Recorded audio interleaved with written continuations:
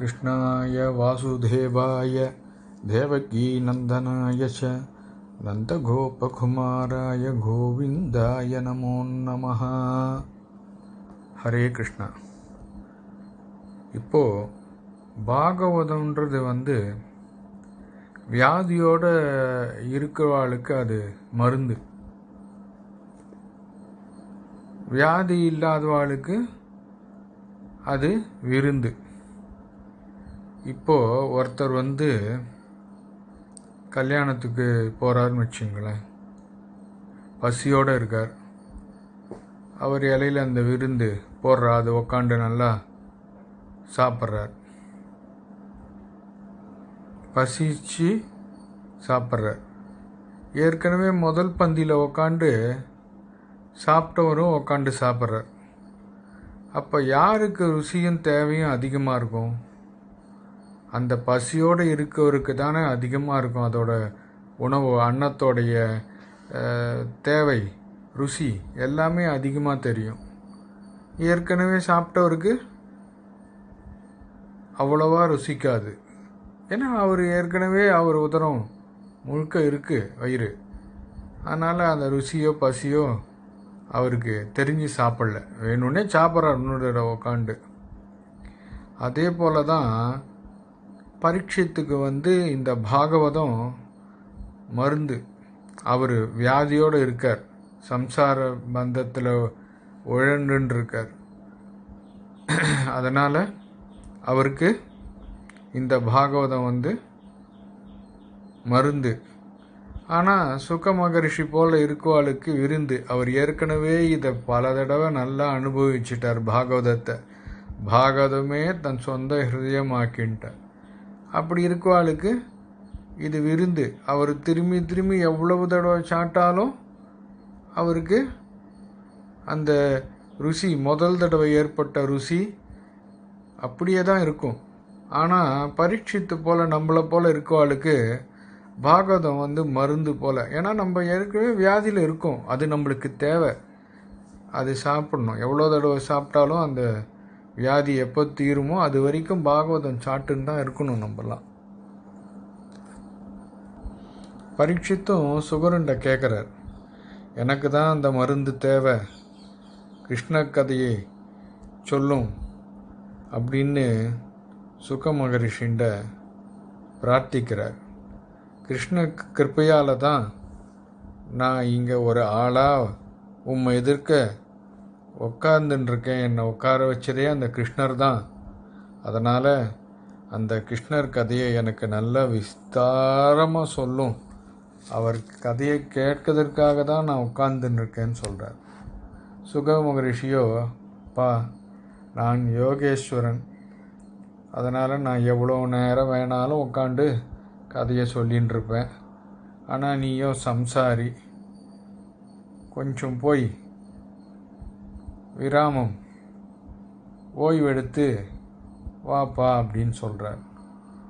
அதுக்கு பரீட்சித் சொல்கிறார், உம்மை எதிரில் உட்காந்து உம்மை திருமுகத்தை தரிசிச்சுட்டே இருந்தால் பசியோ சம்சார துக்கமோ எதுவுமே இல்லை, ஆனந்தமாக இருக்குது. நீர் சொல்லக்கூடிய அந்த பகவத் விஷயங்களை கேட்டுட்டே இருக்கிறதுனால எனக்கு எந்த சோர்வும் இல்லை. அதுவும் கிருஷ்ண கதையை கேட்டால் எதுவுமே பாதிக்காது. பாகவதம் நடக்கிற இடத்துல யமனே அது ருச்சியை கண்டு அதை உக்காண்டு அனுபவிச்சுட்டு இருக்கும்போது எந்த யம பயமோ எந்த துக்கமோ எதுவுமே வராது. கிருஷ்ண கதையை கேட்டுட்டு இருந்தால் அவ்வளவு சந்தோஷமாக இருக்கும். ஆனால் பாருங்க, நாரதர் கூட நிறைய பேர், 2-3 பேர் அவரை சபிச்சிட்டா.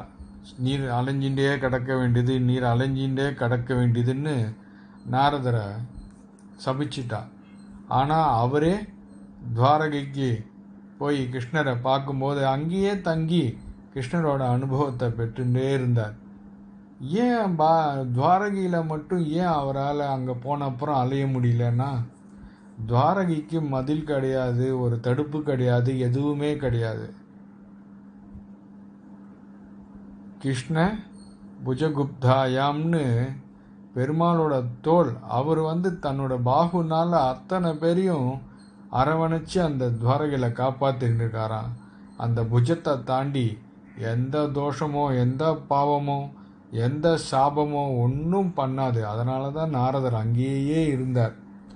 எப்பவுமே சொல்கிறாப்போல இவ்வளோ வேதாந்தங்களுக்கு நடுவில் ஒரு சின்ன கதை ஒன்று சொல்லுவோம் இல்லையா? இந்த காமம் குரோதம் ரெண்டுத்தையும் ஒழிச்சிடணும்னு சொல்கிறார் சுக மகரிஷி பரீட்சித்தின். அந்த ரெட்டை ரொம்ப ஆபத்து, நம்ம கூடவே இருந்து அதை ரொம்ப படுத்தும் நம்மளை. காமத்தையும் குரோதத்தையும் விட்டுணுன்றார். எப்போவுமே நம்ம கூட இந்த ஆவணியா விட்ட தண்ணிக்கு காமோ காரிஷேத் ஜபம் பண்ணுவோம். காமோ காரிஷேத் மஞ்சுர காரிஷேத் நமோ நமஹா. நான் ஒன்றும் பண்ணலை, காமமும் குரோதமும் தான் பண்ணித்து அப்படின்னு பிராயஷ்சித்தம் 1008 வாட்டி பண்ணுவா எல்லாருமே. அது அப்போ வயிற்றுக்கு எதுவும் சாப்பிட மாட்டா. கார்த்தால உட்காந்து அதை பண்ணிட்டு தான் மற்ற வேலை. இப்போது எல்லாருக்குமே அந்த காத்தால் அந்த துவயாட்சரம் தேவைப்படுறது. அந்த பாலில் அதை சேர்த்து பாலோட வர்ணத்தை மாற்றி பெருமாளை தவிர நீக்கமர ஒன்று இருக்குன்னா அதுதான் இப்போது எல்லாருண்டியும். அது இல்லாமல் காத்தால் யாரும் ஒரு அசைவு கூட அசையாது. எதுக்கு சொல்ல வரேன்னா, இந்த காமோகாரிஷ ஜபம் பண்ணி முடிச்சுட்டு அவர் மனையை விட்டு கூட ஏந்துக்க மாட்டார். உடனே அவர் மனைவி அந்த சொன்னனே நான் அந்த துவயாட்சரத்தை நீட்டின்ட்டு நிற்கணும். அதை சாப்பிட்டுட்டு தான் அவர் மனையிலேருந்தே எழுந்துப்பார். அன்னைக்குன்றச்ச இவா பால் வாங்கலையோ என்னவோ தெரியல, ஒரு 4 மணியாக மனையிலேயே உட்காண்ட்ருக்கார், இன்னும் அது வரலை கைக்கு. உடனே கோபம் வந்தது. என்னம்மா நீ பாலை வாங்கி வைக்காமல் விட்ட, அது எப்படி நீ கொடுக்காம இருப்ப, நான் இவ்வளோ நேரமாக காத்துருக்கனே அப்படின்னு கோவப்பட்டார். அந்த அம்மாவும் என்ன ஜபம் பண்ணேள் அப்படின்னு கேட்டான்.